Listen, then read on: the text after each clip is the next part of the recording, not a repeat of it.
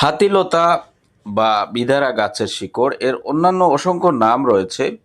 ঋষ্যগন্ধা বলা হয়, আবেগী, তারপর অজান্ত্রী, দীর্ঘবালক, জুঙ্গক, কুটুরপুষ্পী, এভাবে অনেক নাম রয়েছে। তো এটা হচ্ছে স্নায়ুতন্ত্র, হজম এবং রোগ প্রতিরোধ ক্ষমতা উন্নত করতে ব্যবহৃত হয়। এর প্রদাহ বিরোধী, খিঁচুনি রোধী ও ব্যথানাশক স্পাজমোলাইটিক বৈশিষ্ট্যের জন্য এটি পরিচিত। মূলের উপকারিতা: স্নায়ুতন্ত্রের জন্য স্নায়ুতন্ত্রের স্বাস্থ্যের উন্নতিতে সাহায্য করতে পারে, হজম প্রক্রিয়া উন্নত করতে সহায়তা করতে পারে, রোগ প্রতিরোধ ক্ষমতা বাড়াতে সাহায্য করে, প্রদাহ কমায় এবং খিঁচুনি বা পেশির সংকোচন প্রতিরোধ করতে পারে। এটা দিয়ে বিভিন্ন রোগের চিকিৎসা করা হয়, বিভিন্ন ওষুধে এটা ব্যবহার করা হয়। এটা হচ্ছে বাত ব্যাধি, তারপর হচ্ছে পাইলসের ক্ষেত্রে এবং শরীরের টিউমার সহ বিভিন্ন ক্ষেত্রে এটা কিন্তু ব্যবহার হয়। তো আমি এটা বিভিন্ন ওষুধে ব্যবহার করি।